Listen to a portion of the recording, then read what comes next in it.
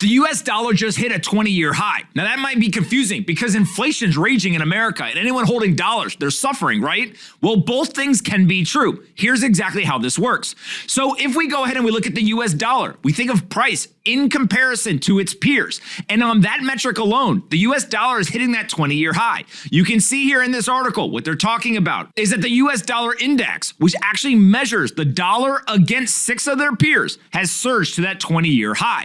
Now that's going all the way back to 2002. We haven't seen these levels. But at the same exact time that the dollar is strengthening against its peers, we are seeing 8.6% inflation in the United States, a 40-year high. So you have high inflation, but if you had to pick a fiat currency, the dollar's been the best place to be compared to other fiat currencies. And so naturally, investors have to say to themselves, if I'm gonna have fiat exposure, I want dollars. The dollar is still the king.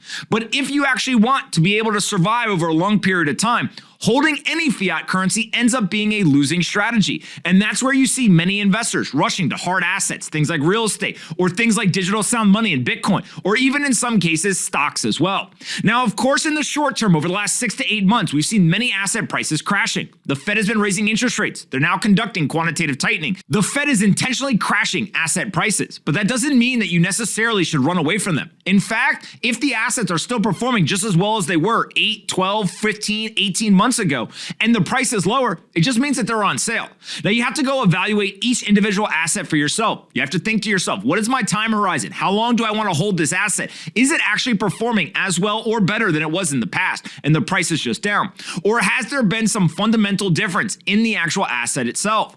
Now, of course, while all this is going on, inflation is raging. The US dollar is strengthening against other fiat pairs. And I think what we're going to see is that the US dollar will remain king among fiat currencies. But at the same exact time, other assets are going to go up and up and up over a long period of time, 10, 20, 30 years.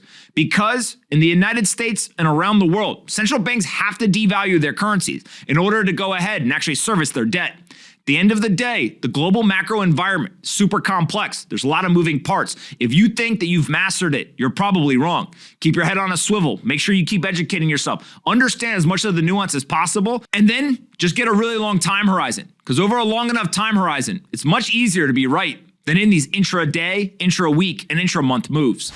Hey you, did you like this video? Great, we make 5 of them a day and post them here on this channel. Make sure you're subscribed, like the video, and see you next time.